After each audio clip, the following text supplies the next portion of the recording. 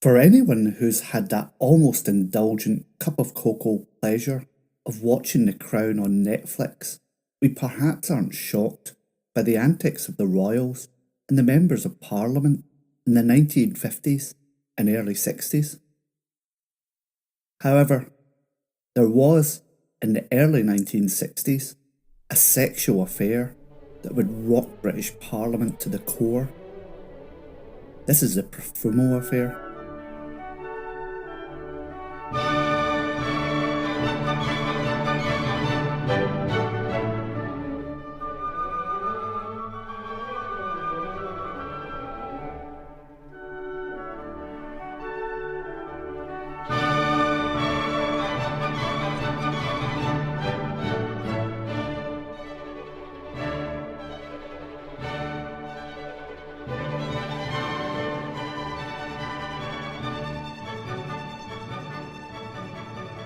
Hi, and welcome back to the Historical Crimes and Criminals podcast.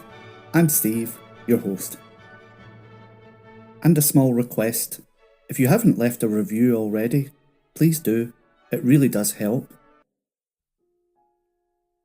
After the 1950s governmental embarrassment over the Burgess and Maclean affairs, by the early 1960s they were rocked again.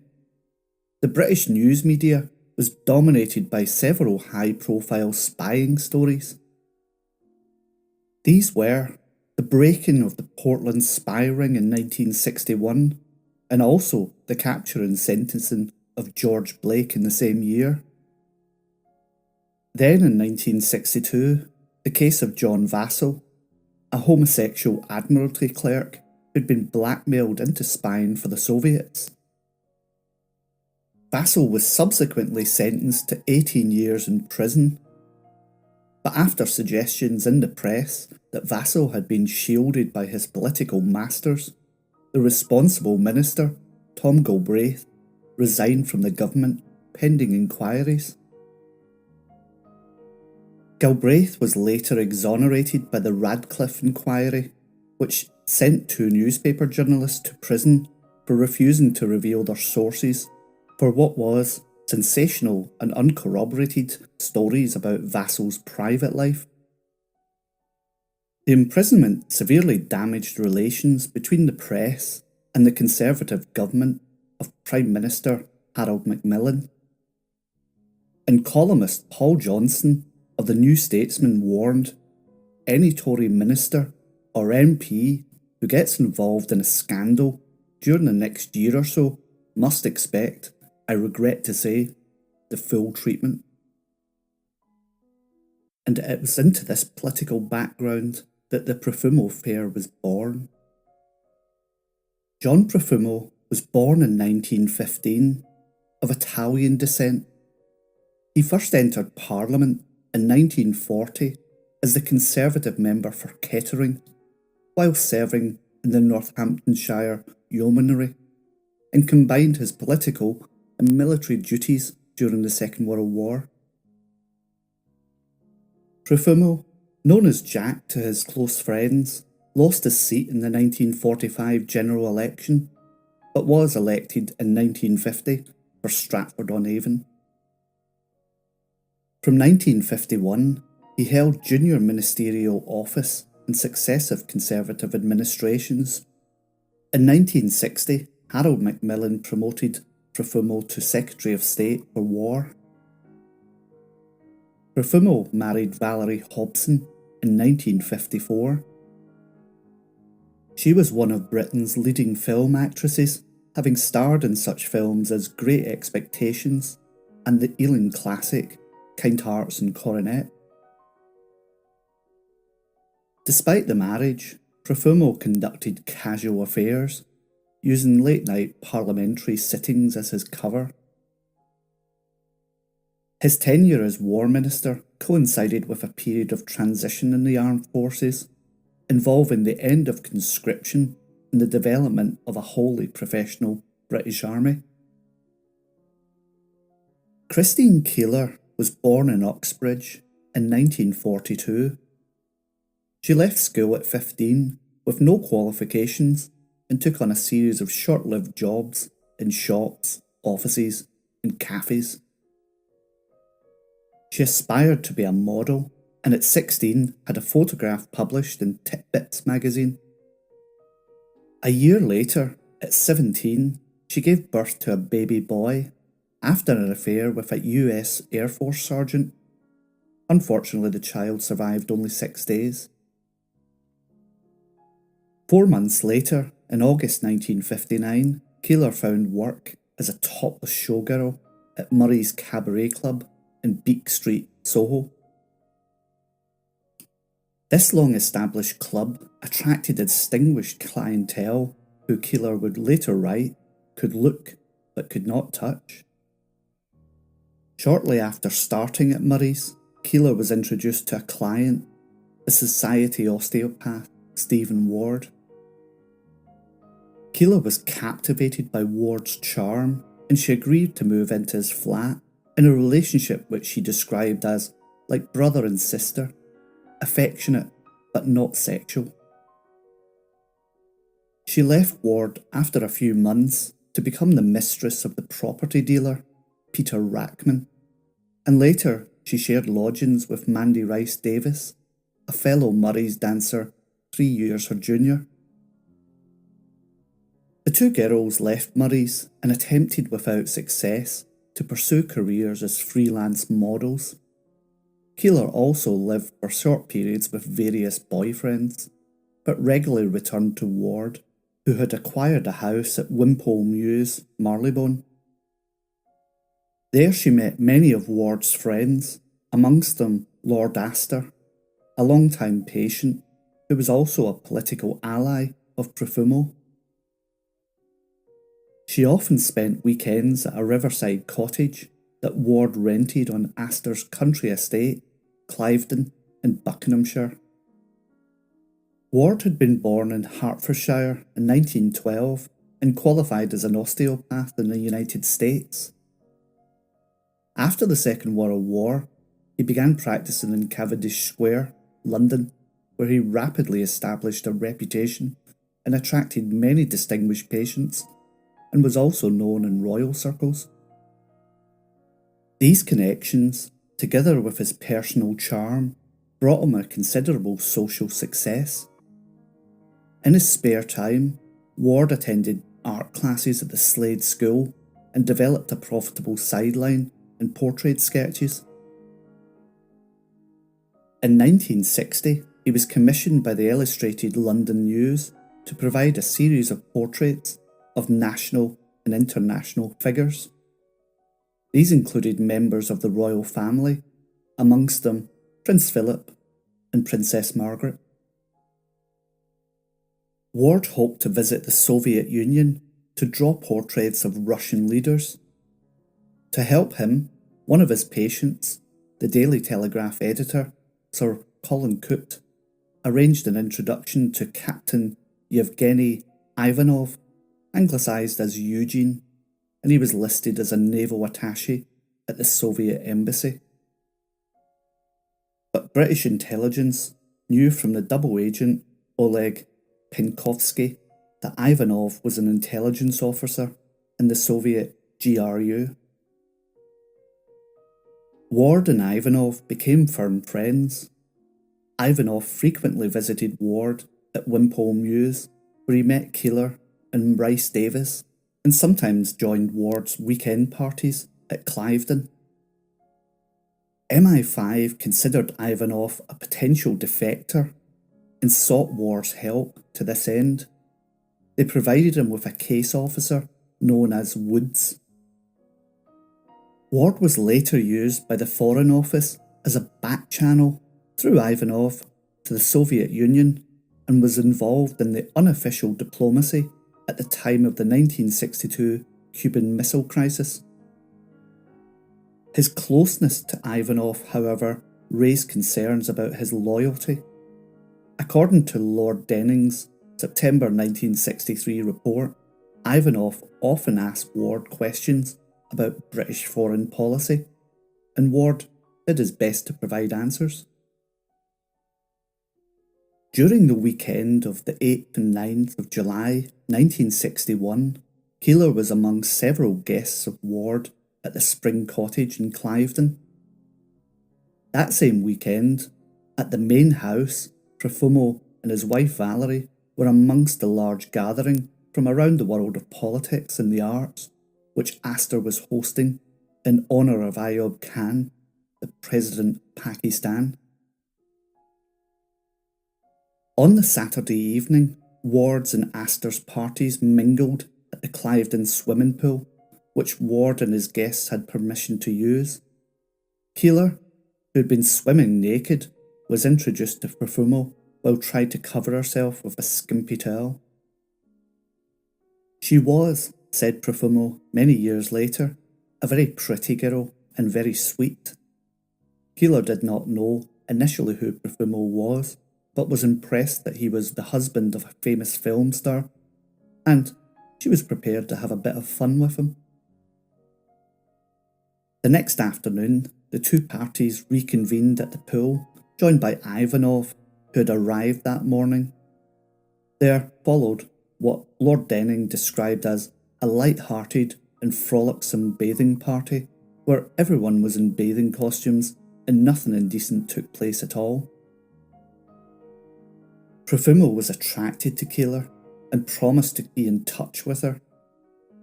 Ward asked Ivanov to accompany Keeler back to London.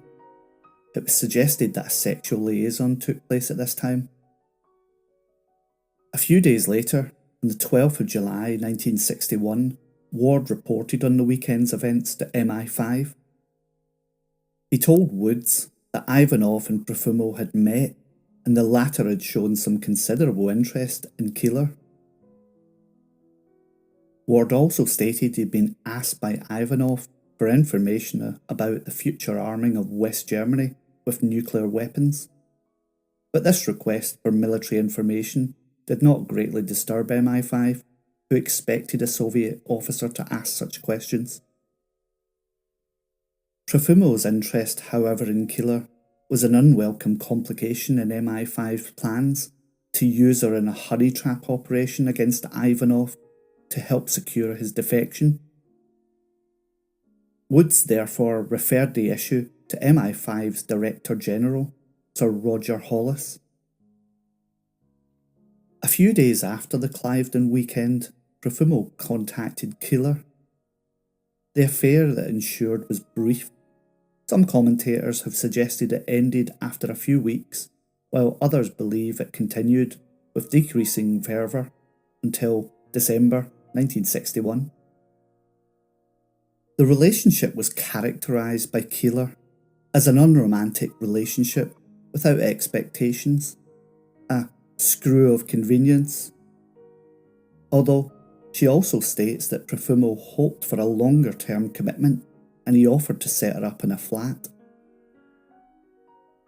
More than 20 years later, Profumo described Keeler as someone who seemed to like sexual intercourse, but was completely uneducated, with no conversation beyond makeup, hair, and gramophone records.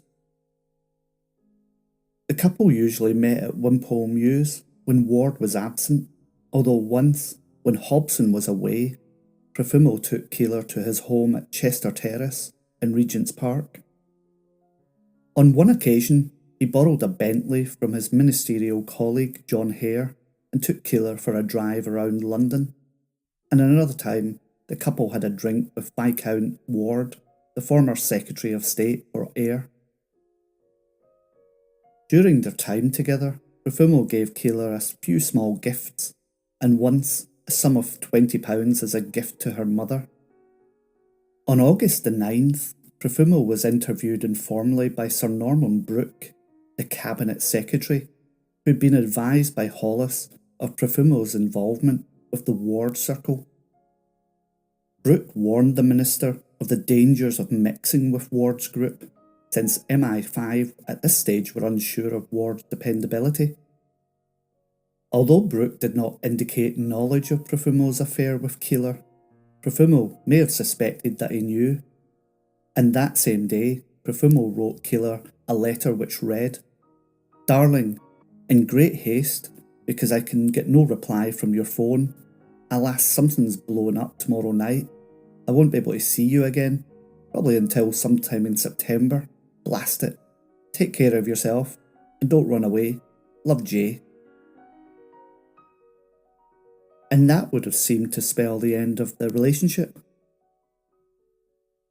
In October 1961, Keeler accompanied Ward to Notting Hill, then a run-down district of London dotted with Caribbean music clubs. At the Rio Club, they encountered Aloysius Lucky Gordon, a Jamaican jazz singer with a history of violence and petty crime. He and Keeler would then embark on an affair which, in her own accounts, was marked with equal measures of violence and tenderness on his part. Gordon became very possessive towards Keeler and jealous of her other social contacts. He began confronting her friends and often telephoned her at unsocial hours. In November, Keeler left Wimpole Mews and moved into a flat in Dolphin Square, overlooking the Thames at Pimlico, where she would entertain friends. When Gordon continued to harass Keeler, she was arrested by the police and charged with assault, but Keeler later agreed to drop the charge. By July 1962, the first inklings of a possible Profumo, Keeler, Ivanov triangle were being whispered about. Keeler, by that time, was in New York City with Rhys Davies in an attempt to launch their modelling careers there. On her return, to counter Gordon's threats, Keeler formed a relationship with Johnny Edgecombe, an ex-merchant seaman from Antigua, whom she lived for a while in Brentford. But Edgecombe himself became similarly possessive towards Keeler. Edgecombe and Gordon clashed violently on the 27th of October 1962, and Edgecombe slashed his rival with a knife. Following the knife incident, Edgecombe asked Keeler to get him a solicitor so he could hand himself into police before Gordon sought revenge. Keeler, allegedly jealous that Edgecombe had taken another lover as well, refused to help him, and even said she planned to give evidence against him in court. On the 14th of December 1962, Keeler and Rhys Davies were together at 17 Wimpole Mews when Edgecombe arrived, demanded to see Keeler. When he was not allowed in, he fired several shots at the front door. Police were called, and Edgecombe was arrested and charged with attempted murder and other offences. In brief press accounts, Keeler was described as a freelance model and Miss Mandy Davis as an actress. In the wake of the incident, Keeler began talking indiscreetly about Ward, Profumo, Ivanov, and the Edgecombe shooting. Among those who she told her story to was John Lewis, a former Labour MP whom she'd met by chance at a nightclub. Lewis was a long-standing enemy of Ward, and he passed the information to George Wigg, Labour MP and rival of Profumo, who began his own investigation. On the 22nd of January 1963, the Soviet government, sensing a possible scandal, recalled Ivanov. Aware of increasing public interest, Keeler attempted to sell her story to the national newspapers. But with the Radcliffe inquiry into press behaviour still ongoing, it was making newspapers nervous, and only two showed interest in Keeler's story: the Sunday Pictorial and the News of the World.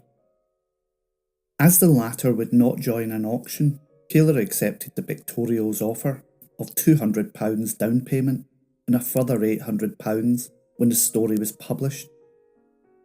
The Pictorial retained a copy of the letter Profumo had written Keeler. Meanwhile, News of the World alerted Ward and Astor, whose names had been mentioned by Keeler, and they in turn informed Profumo. When Profumo's lawyers tried to persuade Keeler not to publish, the compensation she demanded was so large that they considered charges of extortion. But Ward informed the Pictorial that Keeler's story was largely false, and he and others would sue if it was printed, whereupon the paper withdrew its offer, although Keeler kept to £200. Keeler then gave details of her affair with Profumo to a police officer who did not pass this information on to MI5 or legal authorities. By this time, many of Profumo's political colleagues had heard rumours of his entanglement and of the existence of a potentially incriminating letter. Nevertheless, his denials were accepted by the government's principal law officers and the Conservative Chief Whip, although with some private scepticism. Harold Macmillan, mindful of the injustice done to Galbraith on the basis of rumours, was determined to support his minister and took no action. Edgecombe's trial began on the 14th of March, but Keeler, one of the Crown's key witnesses, was missing. She had, without informing the court, gone to Spain, although at this stage her whereabouts were unknown. Keeler's unexplained absence caused a press sensation. Every newspaper knew of the rumours linking Keeler with Profumo, but refrained from reporting any direct connection. In the wake of the Radcliffe inquiry, they were, in Whig's later words, willing to wound, but afraid to strike. They could only hint, by front-page juxtapositions of stories and photographs, that Profumo might be connected to Keeler's disappearance. Despite Keeler's absence, the judge proceeded with the case, and Edgecombe was found guilty of the lesser charge of possessing a firearm with intent to endanger life, and he was sentenced to 7 years imprisonment. A few days after the trial, on the 21st of March, the satirical magazine Private Eye printed the most detailed summary so far of the rumours, with the main characters lightly disguised: Mr. James Motsetti, Miss Gay Fun-Loving, Dr. Spook, and Vladimir Bolokov.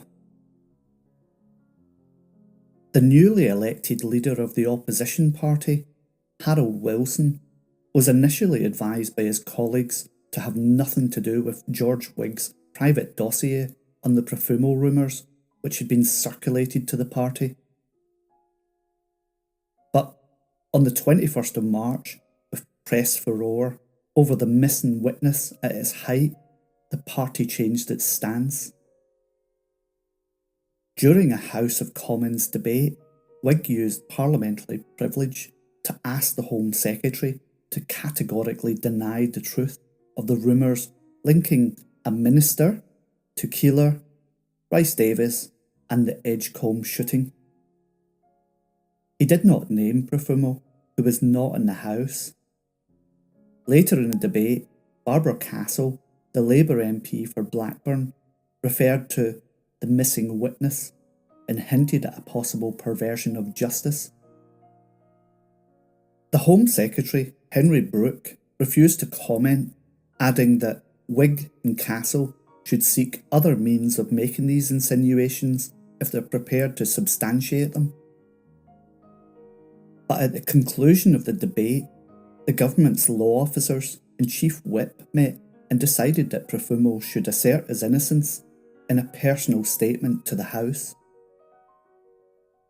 Such statements are, by long-standing tradition, made on a particular honour of the member and are accepted by the House without question. In the early hours of the 22nd of March 1963, Profumo and his lawyers met with ministers, and together they agreed appropriate wording.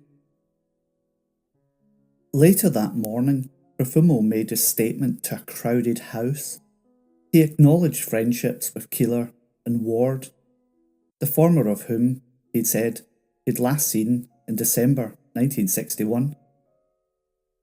He had met a Mr. Ivanov twice, also in 1961.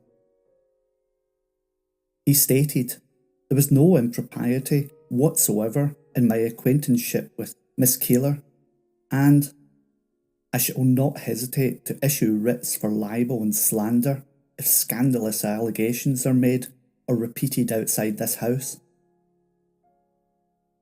That afternoon, Profumo was photographed at Sandown Park Racecourse in the company of the Queen Mother. But while officially the matter was considered closed, many individual MPs had their doubts, although none openly expressed disbelief at this stage.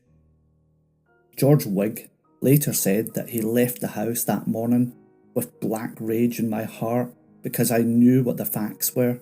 I knew the truth. Most newspapers were editorially non-committal.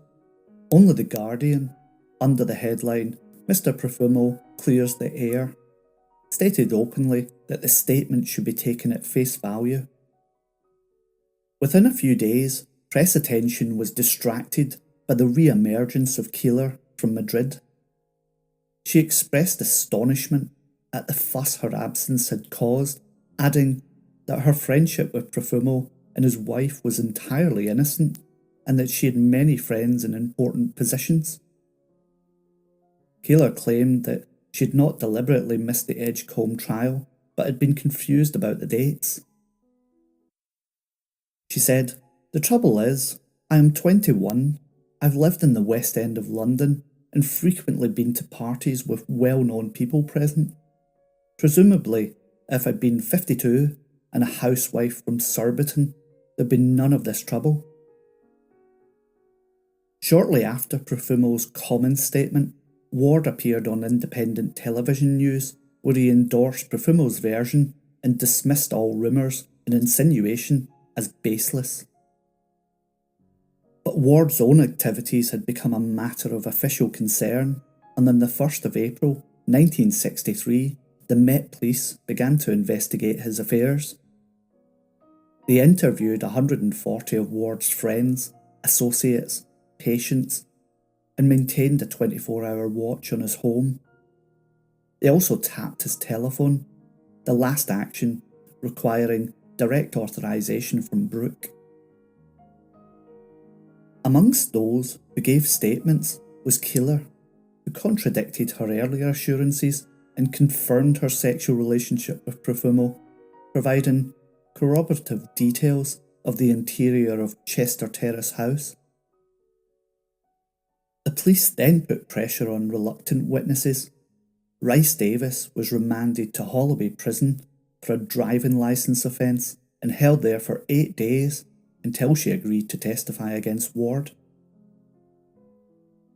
Meanwhile, Profumo was awarded costs and £50 damages against the British distributors of an Italian magazine that had printed a story hinting at his guilt. He donated the proceeds to an army charity. But this did not deter Private Eye from including Sextus Profano in their parody of Gibbon's Decline and Fall of the Roman Empire. On the 18th of April, Keeler was attacked at the home of a friend, and she accused Gordon, who was arrested and held. The effects of the ongoing police inquiry were proving ruinous to Ward, whose practice was collapsing rapidly. On the 7th of May, Ward met Macmillan's private secretary, Timothy Bligh, to ask him that the police inquiry into his affairs be halted. He told Bligh that he'd been covering for Profumo, whose common statement was substantially false. Bligh took notes but failed to take action. On the 19th of May, Ward wrote to Brooke with essentially the same request to that of Bligh, to be told that the Home Secretary had no power to interfere with police inquiries. Ward then gave details to the press, but no paper was print his story. He also wrote to Wilson, who showed the letter to Macmillan. Although privately disdainful of Wilson's motives, after discussion with Hollis, the Prime Minister was sufficiently concerned about Ward's general activities to ask the Lord Chancellor, Lord Dilhome, to inquire into possible security breaches. On the 31st of May 1963, at the start of the parliamentary Whitsun recess, Profumo and his wife flew to Venice for a short holiday. But at their hotel, they received a message asking Profumo to return as soon as possible. Believing that his bluff had been called, Profumo then told his wife the truth, and they decided to return immediately.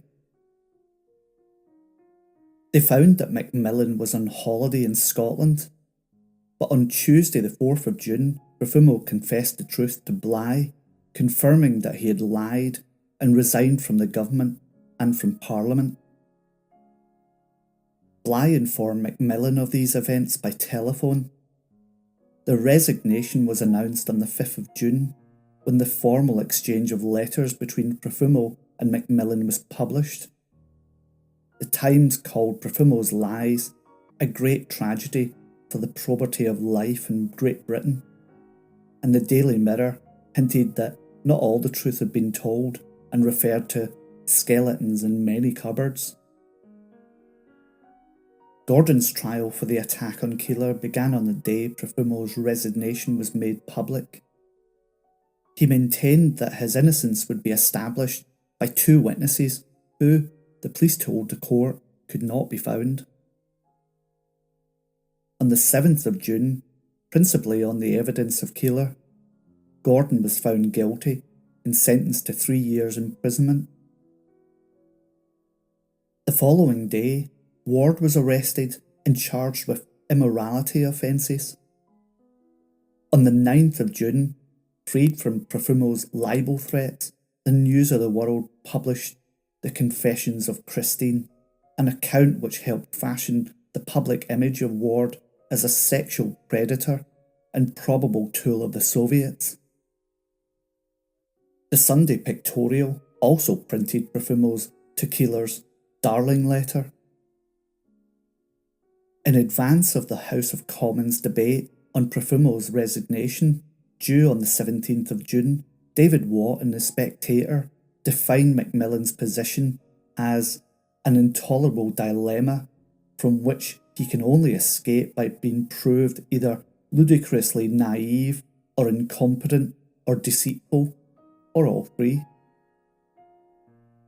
Meanwhile, the press speculated about possible cabinet resignations, and several ministers felt it necessary to demonstrate their loyalty to the Prime Minister.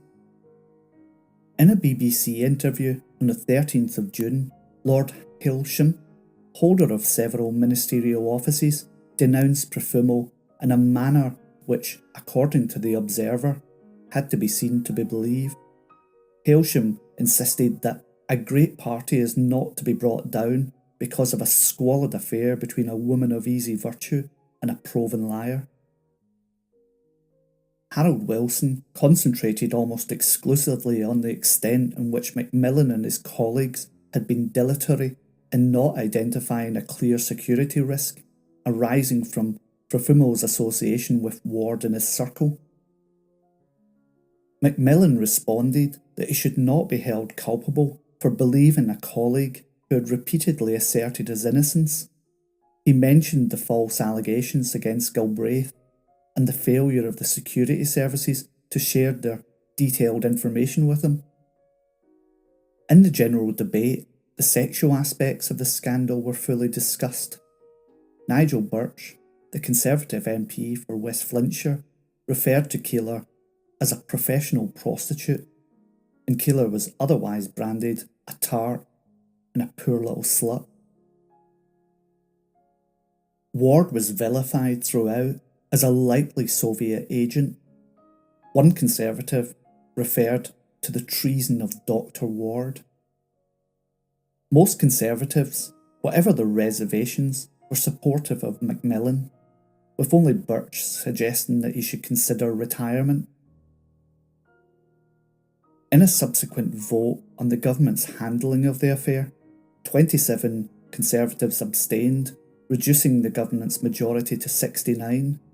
Most newspapers considered the extent of the defection significant, and several forecast that Macmillan should soon resign. After the parliamentary debate, newspapers published further sensational stories, hinting at a widespread immorality within Britain's governing classes. A story emanating from Rhys Davies concerned a naked masked man who acted as a waiter at sex parties. Rumours suggested he was a cabinet minister or possibly a member of the royal family. Malcolm Muggeridge, in the Sunday Mirror, wrote of the slow, sure death of the upper classes.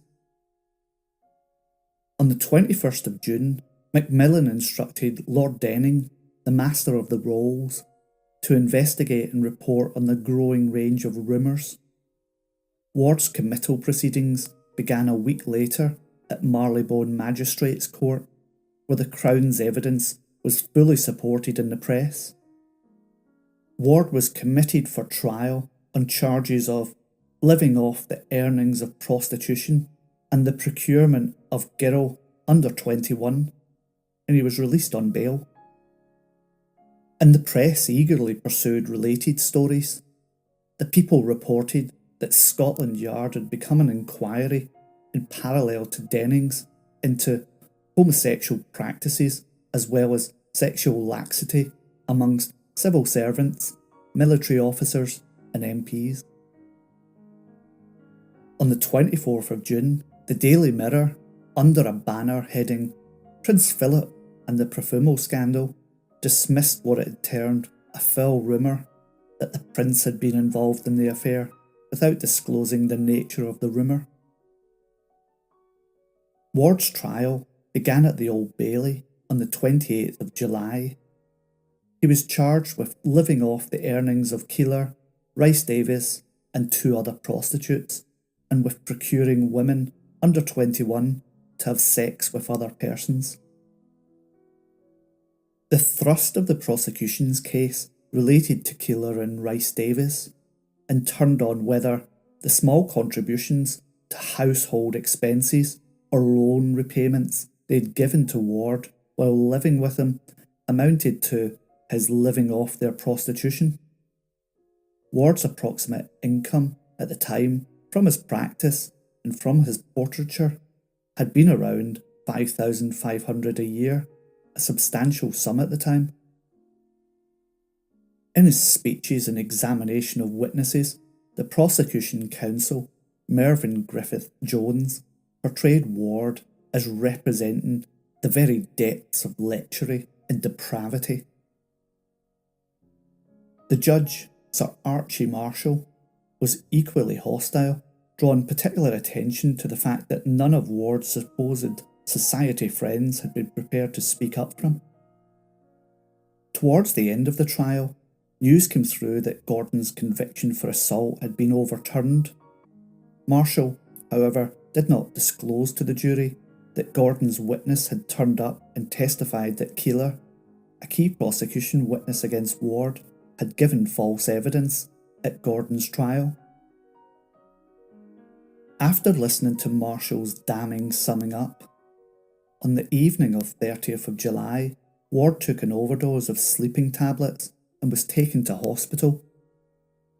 On the next day, he was found guilty in absentia on the charges relating to Keeler and Rhys Davies, but acquitted on all other counts. Sentence was postponed until Ward was fit to appear. But on the 3rd of August, he died without ever regaining consciousness. Lord Denning's report was awaited with great anticipation by the public. Published on the 26th of September 1963, it concluded that there had been no security leaks in the Profumo affair and that the security services and government ministers had acted appropriately. Profumo had been found guilty of indiscretion, but no one could doubt his loyalty. Denning also found no evidence to link members of the government with associated scandals such as the Man in the Mask. He laid most of the blame for the affair on Ward, an utterly immoral man whose diplomatic activities were misconceived and misdirected. Although The Spectator considered the report marked the end of the affair, many commentators were disappointed with its content. They found many questions unanswered and some of the reasoning defective, while Davenport Hines, writing long after the event, condemned the report as disgraceful, slipshod, and Puritan. After the Denning report, in defiance of general expectations that he would resign shortly, Macmillan announced his intention to stay on. But on the eve of the Conservative Party, in October 1963, he fell ill. His condition was less serious than he imagined, and his life was not in danger, but convinced that he had cancer, he resigned abruptly. Macmillan's successor as Prime Minister was Lord Home, who renounced his peerage and served as Sir Alec Douglas Home. In the October 1964 general election, the Conservative Party were narrowly defeated and Harold Wilson became Prime Minister. After expressing his deep remorse to the Prime Minister, to his constituents, and to the Conservative Party, Profumo disappeared from public view. In April 1964, he began working as a volunteer at the Toynbee Hall Settlement, a charitable organisation based in Spitalfields which supported the most deprived residents of the East End of London. Profumo continued his association with the settlement for the remainder of his life, at first in a menial capacity, then as administrator, fundraiser, council member, chairman, and finally president. Profumo's charity work was recognised and he was awarded a CBE in 1975. He was later described by Prime Minister Margaret Thatcher as a national hero and was a guest at her 80th birthday celebrations in 2005.